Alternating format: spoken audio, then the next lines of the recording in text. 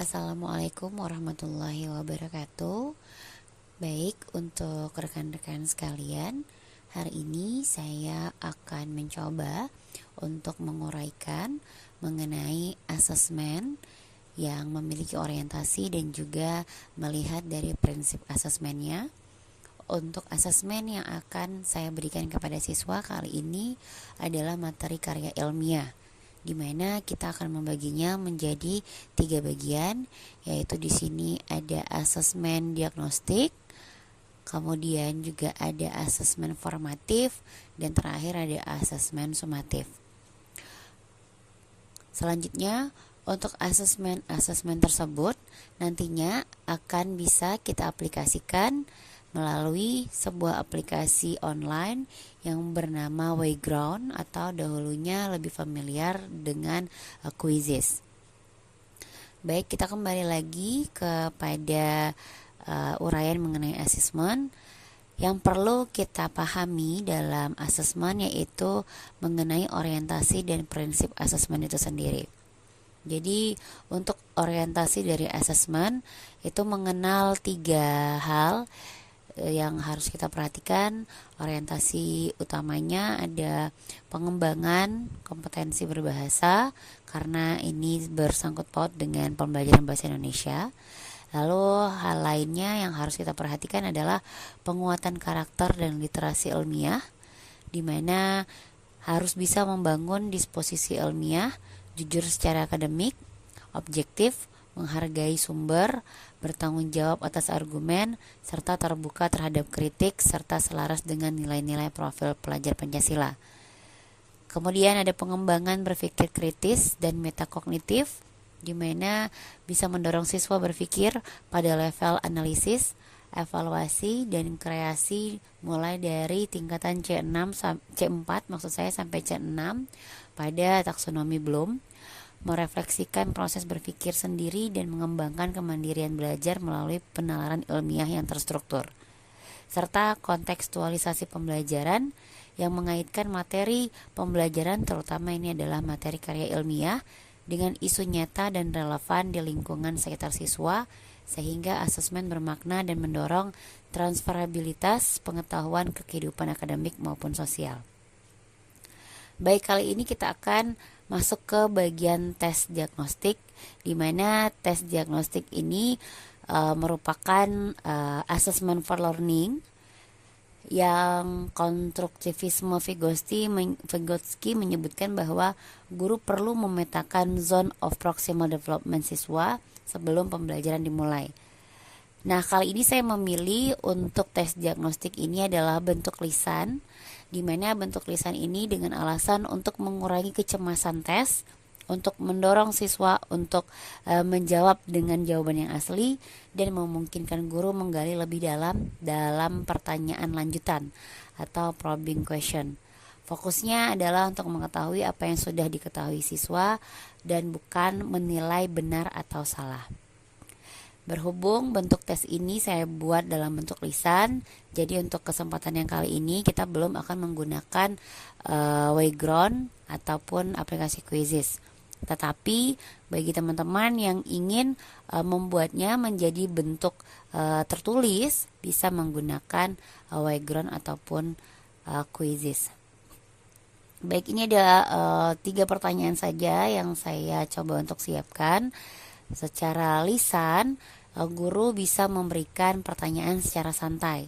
Sekali lagi, yang perlu dicatat adalah kita tidak boleh mengatakan kepada siswa bahwa jawaban mereka itu salah atau sudah pasti kebenarannya, karena sekali lagi di sini kita hanya ingin mengetahui atau sekedar memetakan level pemahaman awal siswa terhadap suatu materi.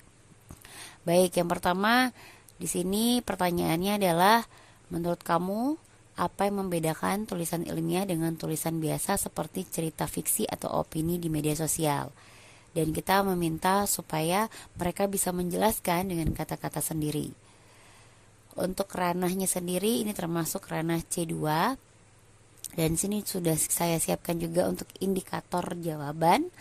Dan sekali lagi perlu diperhatikan bahwa jawaban yang akan diberikan oleh siswa tidak boleh kita langsung menjudge atau memberikan penilaian bahwa itu jawabannya salah atau kurang tepat. Kalaupun jawabannya benar, berarti kita sudah bisa melihat berapa jauh kejelasan ataupun pemahaman siswa terhadap materi yang akan kita jelaskan. Dan selanjutnya ini juga ada pertanyaan kedua mengenai pernahkah kamu membaca atau menulis sesuatu yang terasa ilmiah, dan di sini juga sudah ada indikatornya. Dan yang terakhir, jika kita diminta menulis karya ilmiah tentang suatu topik yang disukai, kira-kira apa yang akan dilakukan dan bagaimana caranya. Dan di sini juga sudah saya siapkan atau sudah tertera indikator dari jawaban yang mungkin akan diberikan oleh siswa. Meskipun ternyata nantinya jawabannya itu tidak sesuai dengan indikator yang ada, tetap guru bisa menilai sejauh mana pemahaman dari siswa tersebut. Dan selanjutnya kita akan beralih ke tes asesmen atau tes formatif.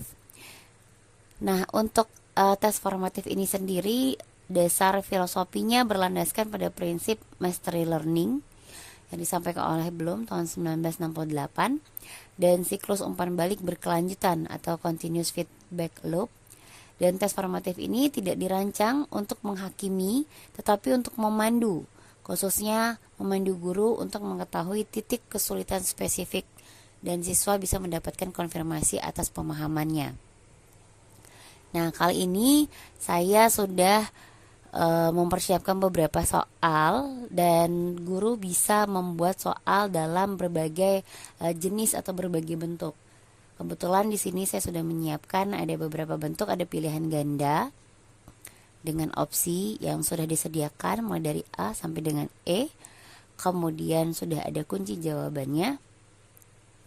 Lalu ada isian singkat. Isian singkat ini dimana peserta didik bisa menjawab cukup 1-2 kata saja, tidak usah terlalu panjang karena ini adalah isian singkat.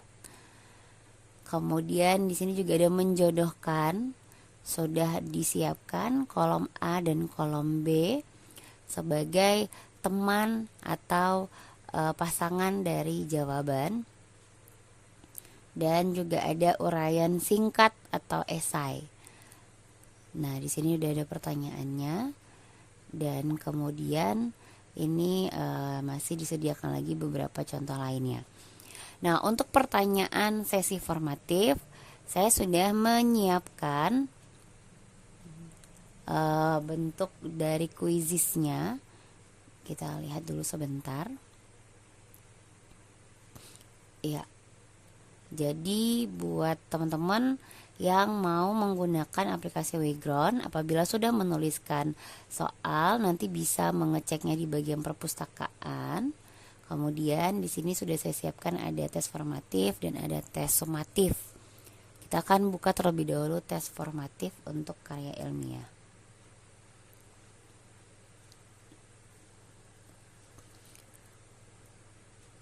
Baik, di sini mulai terbuka. Ya, karena ini di sini ada keterangan sedang karena kemarin saya mencoba untuk mengetes. Jadi masih berlangsung ini. Kita abaikan saja, tidak apa-apa. Baik, di sini sudah saya siapkan 3 pertanyaan dari beberapa pertanyaan yang tadi sudah saya ambil dari berkas ini. Karena ini untuk uji coba atau sebagai percobaan, saya ambil yang pertama. Ini ada pertanyaan berupa pertanyaan pilihan ganda. Teman-teman bisa menyiapkan waktu, di sini tertera 30 detik dan ada poinnya. Kemudian di sini juga untuk soal kedua adalah soal isian singkat. Hanya dengan 1 kata saja jawabannya. Dan terakhir, ya ada 2 cukup. Ya. Baik. Yang terakhir ini esai, tidak terlihat tadi. Ya, ini ada pertanyaannya dan jawabannya itu dipersilakan kepada guru nanti bisa langsung mengetik jawabannya di sini. Nah, untuk uji cobanya ini kita akan coba memainkan. Tapi saya akan coba ini di akun yang lain, tidak di akun yang sama. Saya akan buka terlebih dahulu. Kita bisa ambil linknya atau bisa juga langsung berbagi kepada siswa. Karena kebetulan ini saya hanya bisa menggunakan link, jadi kita akan gunakan link saja. Ya, ini dia pertanyaannya.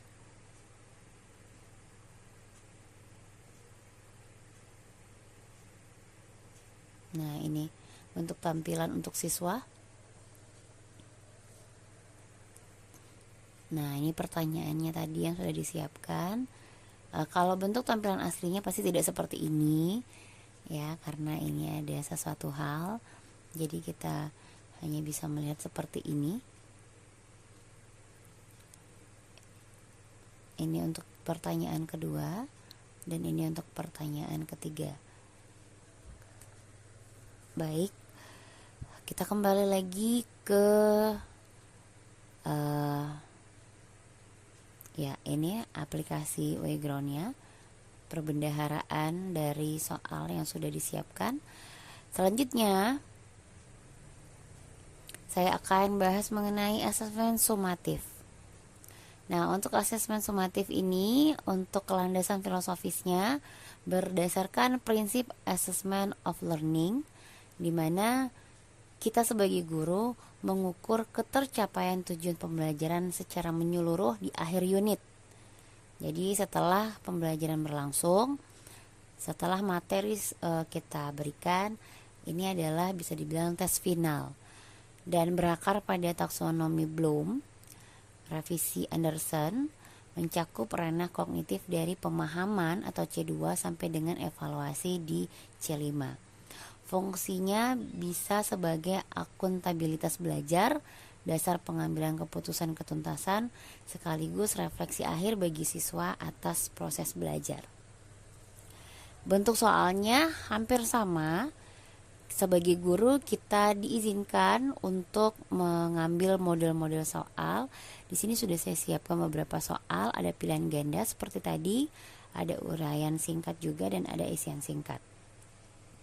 Kebetulan di sini disiapkan ada 10 pertanyaan dan seperti yang sebelumnya saya hanya akan mengambil beberapa saja sebagai contoh. Saya akan kembali ke bagian perpustakaan dari aplikasi Wayground untuk membuka soal tes sumatif.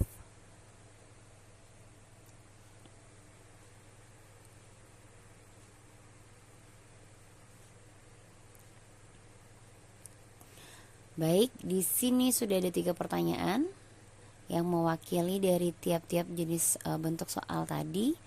Yang pertama di sini ada esai. Ya, ternyata hanya ada satu model ya, mohon maaf.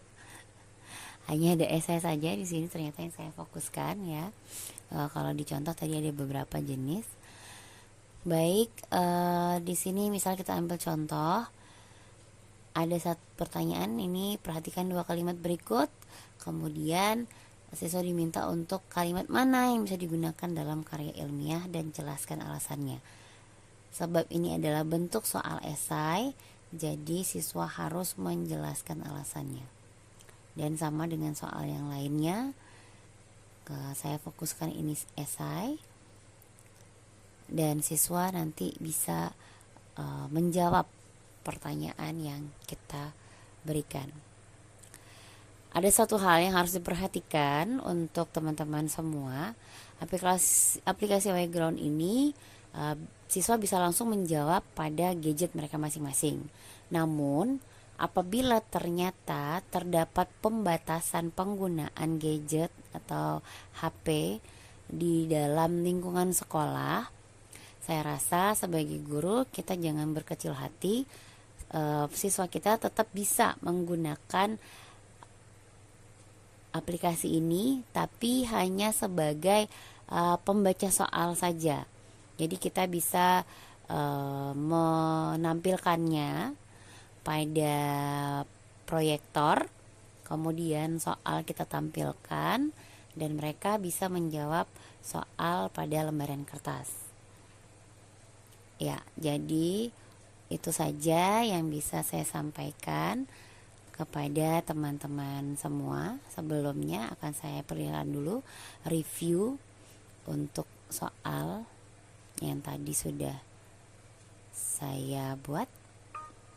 Ya, ini dia. Nah, untuk jawaban esai, karena ini adalah pola soal esai, apabila siswa bisa langsung menggunakan gadgetnya, mereka bisa menuliskan jawabannya di sini, di kolom yang ini. Namun tadi seperti yang sudah saya sampaikan, bahwa apabila terdapat pembatasan penggunaan gadget di sekolah teman-teman, jadi soal bisa kita tampilkan saja dan mereka bisa menjawab soalnya melalui kertas dan kemudian bisa dikumpulkan. Baik, itu saja yang bisa saya sampaikan mengenai asesmen penilaian ya, berbasis Wayground dengan orientasi dan juga prinsip asesmen itu sendiri dalam mata pelajaran Bahasa Indonesia untuk materi karya ilmiah. Terima kasih untuk perhatian teman-teman semua. Saya akhiri dengan wassalamualaikum warahmatullahi wabarakatuh.